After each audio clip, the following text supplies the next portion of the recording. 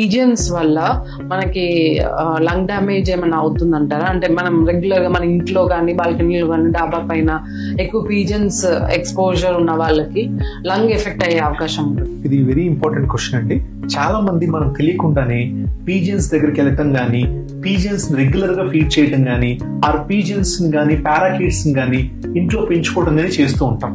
So దీనివల్ల ఏంటంటే ఆ పీజియన్స్ డైరెక్ట్ గా మీకు ఏం ప్రాబ్లం క్రియేట్ చేయకపోయినా వాటి ఫెదర్స్ నుంచి వచ్చే ఎలర్జిక్ ప్రోటీన్ కానీ, ఆర్ వాటి డ్రాపింగ్స్ నుంచి వచ్చే ఎలర్జిక్ ప్రోటీన్, ఫీసెస్ నుంచి వచ్చే ఎలర్జిక్ ప్రోటీన్ కానీ మీకు ఎయిర్ లో మిక్స్ అవుతుంది. సరౌండింగ్ ఎయిర్ లో ఆ సరౌండింగ్ ఎయిర్ లో మిక్స్ అయినప్పుడు మీకు ఆటోమేటిక్ గా ఆ ఎయిర్ అనేది మీరు ఇన్హేల్ చేసినప్పుడు లంగ్ కంటిన్యూస్ గా ఇరిటేట్ అవుతుంది. అది over a period of months కానీ over a period of years జరిగినప్పుడు, ఒక రోజు 2 రోజులకి ఏం కాదండి, over a period of months కానీ ఇయర్స్ జరిగినప్పుడు లంగ్ అనేది will go into a state of interstitial lung disease, ILD అంటాం. దాని పేరు వచ్చేసి హైపర్ సెన్సిటివిటీ న్యూమోనైటిస్, హెచ్ఎస్పి అంటాం. It is a type of ILD, interstitial lung disease. ఈ ILD అనేది ఎట్ టైమ్స్ ప్రోగ్రెస్ కూడా అవ్వచ్చు. ఇనీషియల్ టైంలో కనుక దాన్ని రికగ్నైజ్ చేయగలిగితే మనము దానికి కొన్ని మెడికేషన్స్ స్టార్ట్ చేసి 4 to 5 months లో దాన్ని క్యూర్ చేయొచ్చు. ఇది కనుక ప్రొలాంగ్డ్ గా కంటిన్యూస్ అయిపోయి కరెక్ట్ టైంలో మనం ఐడెంటిఫై చేయలేకపోతే అది ఫైబ్రోసిస్ కూడా కన్వర్ట్ అవ్వచ్చు.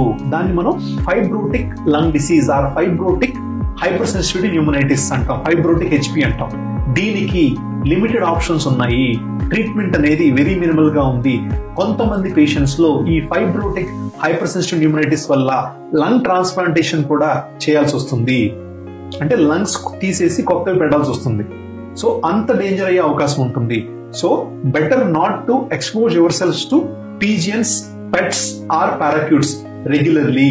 చెప్పినట్టు ఇప్పుడు ఈ ఫైబ్రోసిస్ అవన్నీ ఇమీడియట్ గా వాళ్ళకి ఎఫెక్ట్ కనిపించకపోయినా యాజ్ ఏజ్, ఒక ఏజ్ వచ్చేసరికి వాళ్ళకి కంటిన్యూస్ గా దగ్గడము, తుమ్మడము, ఎలర్జీస్ వస్తుంటాయి. మనమేమో ఏజ్ వల్ల వచ్చింది అనుకుంటాం కానీ బట్ వాళ్ళ బ్యాక్ హిస్టరీ తీస్తే they might have had exposure to pets కానీ ఇట్లాంటి హిస్టరీ ఉండొచ్చు.